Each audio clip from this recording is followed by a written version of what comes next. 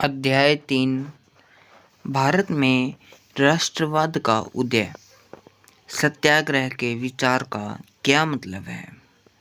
महात्मा गांधी ने दक्षिण अफ्रीका में नस्ल भेदी सरकार के विरुद्ध एक आंदोलन चलाया था। उन्होंने इसे सत्याग्रह का नाम दिया। इसके बारे में कहा गया है कि यह शारीरिक बल नहीं है, यह तो शुद्ध आत्मबल है। सत्याग्रही अपने शत्रु को कष्ट नहीं देता, वह अपने शत्रु का विनाश नहीं चाहता। इसके प्रयोग में दुर्भावना के लिए कोई स्थान नहीं होता। सत्य ही आत्मा का आधार होता है, इसलिए इस आत्मबल को सत्याग्रह का नाम दिया गया। यह अहिंसा का मार्ग है और सारे भारतीयों को एक सूत्र में बांध सकता है। भारत के लोग रोलेट एक्ट के विरोध में क्यों थे? भारतीय सदस्यों के भारी विरोध के बावजूद 1919 में रोलेट एक्ट को इंपीरियल लेजिस्लेटिव काउंसिल ने बहुत जल्दबाजी में पारित कर दिया। इस कानून के अनुसार किसी भी व्यक्ति को बिना कारण बताए नजरबंद किया जा सकता था। लोगों को बंदी बनाए जाने का डर लगने लगा। इस कारण लोगों ने इसे काला कानून कहा तथा इसका विरोध किया। गांधी जी ने असहयोग आंदोलन को वापस लेने का फैसला क्यों किया? असहयोग आंदोलन जनवरी 1921 में आरंभ किया गया। शीघ्र ही यह आंदोलन सारे देश में फैल गया। सारी गतिविधियां शांतिपूर्ण ढंग से हो रही थी। यह आंदोलन अहिंसा पर आधारित था। एक शांतिपूर्ण जुलूस गोरखपुर के चौरी चौरा नामक स्थान पर अचानक उग्र हो उठा। उस पर पुलिस ने लाठीचार्ज कर दिया। इस उग्र भीड़ में पुलिस थाने में आग लगा दी, जिसमें 22 पुलिसकर्मी मारे गए। इस हिंसक घटना से दुखी होकर महात्मा गांधी ने 12 फरवरी को असहयोग आंदोलन वापस ले लिया। राजनीतिक नेता पृथक निर्वाचिका के सवाल पर क्यों बटे हुए थे? पृथक निर्वाचिका से अभिप्राय इस चुनाव क्षेत्र से जहां से केवल विशेष समुदाय के प्रतिनिधि ही चुनाव लड़ सकते थे। राष्ट्रीय आंदोलन के नेताओं के विचारों में ऐसे क्षेत्रों के प्रश्न पर भिन्नता थी।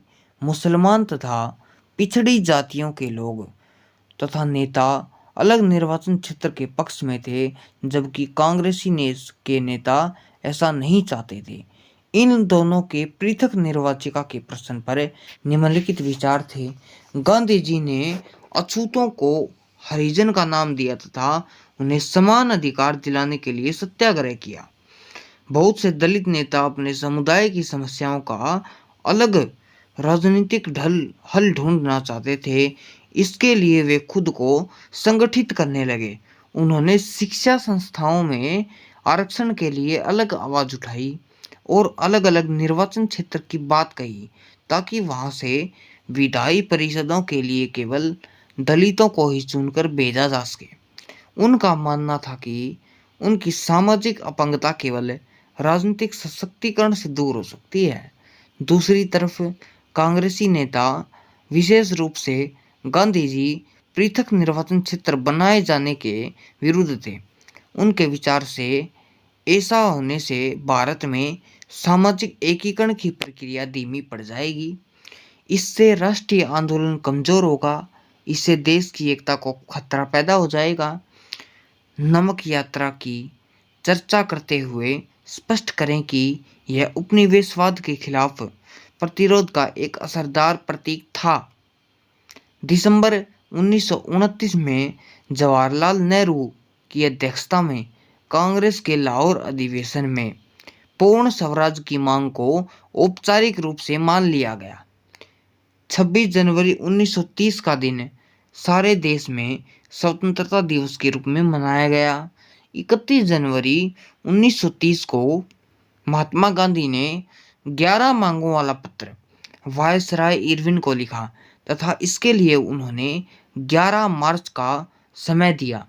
जब 11 मार्च तक वायसराय इरविन मांगों की ओर कोई विशेष ध्यान नहीं दिया, तो गांधी ने अपने 78 विश्वस्त स्वयंसेवकों के साथ दांडी की ओर यात्रा प्रारंभ कर दी।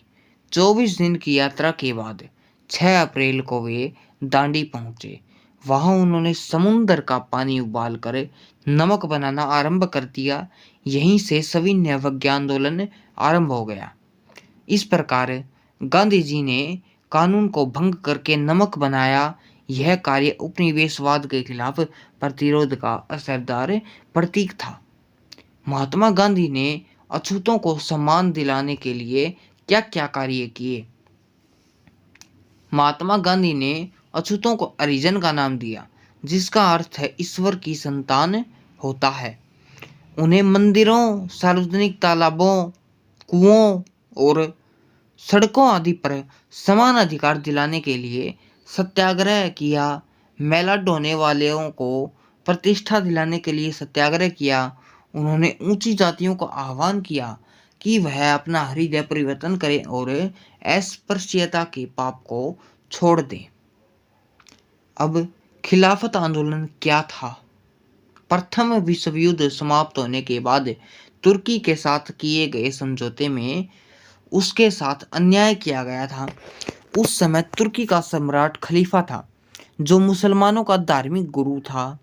भारतीय मुसलमान खलीफा के साथ अंग्रेजों द्वारा किए गए अन्याय से रुष्ट हो गए। मुसलमानों ने मोहम्मद अली और शौकत अली के नेतृत्व में अंग्रेजों के विरुद्ध एक आंदोलन चलाया। इसे खिलाफत आंदोलन का नाम दिया गया। गिरमिटिया मजदूर से आपका क्या अभिप्राय है? औपनिवेशिक शासन के दौरान बहुत सारे लोगों को काम करने के लिए फिजी, गुयाना, वेस्ट इंडीज आदि स्थानों पर ले जाया गया, जिन्हें बाद में गिरमिटिया मजदूर कहा जाने लगा।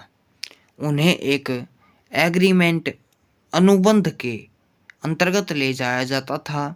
बाद में इस एग्रीमेंट को यह मजदूर गिरमिटिया कहने लगे, जिससे आगे चलकर इन मजदूरों को गिरमिटिया मजदूर कहा जाने लगा। गांधी इरविन समझौता कब हुआ? इसमें क्या निर्णय लिए गए? गांधी इरविन समझौता 5 मार्च 1931 को हुआ। इसके अनुसार महात्मा गांधी ने सविनय अवज्ञा आंदोलन वापस ले लिया था तथा द्वितीय गोलमेज सम्मेलन में भाग लेने पर अपनी सहमति व्यक्त कर दी। इसके बदले सरकार राजनीतिक कैदियों को छोड़ने पर राजी हो गई। साइमन कमीशन का भारतीयों ने विरोध क्यों किया? सर जॉन साइमन की अध्यक्षता में ब्रिटिश सरकार ने 1927 में एक वैधानिक आयोग की स्थापना की। इसका कार्य भारत में संवैधानिक व्यवस्था की कार्यशैली का अध्ययन करना था और उसके बारे में सुझाव देने थे। इस आयोग में एक भी भारतीय सदस्य नहीं था। इसके सभी सदस्य अंग्रेज थे, इसलिए भारतीयों ने इस आयोग का विरोध किया। शहरी क्षेत्र में असहयोग आंदोलन की धीमी गति के कारण बताइए। खादी का कपड़ा मिलों में भारी पैमाने पर बनने वाले कपड़ों के मुकाबले महंगा पड़ता था। गरीब लोग उसे खरीद नहीं सकते थे। लोग मिलों के कपड़े का लंबे समय तक बहिष्कार नहीं कर सकते थे। ब्रिटिश संस्थाओं के बहिष्कार से भी समस्या पैदा हो गई।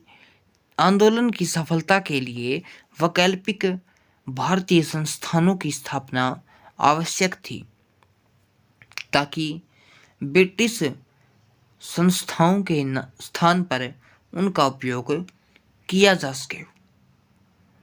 तो दोस्तों, आज हमारा चैप्टर यहीं पर कंप्लीट होता है। इसकी मेन हेडिंग हमने आपको इस वीडियो में करवा दिया है और बाकी जितना भी चैप्टर था उसके बारे में बहुत कुछ यहाँ तक आ गया।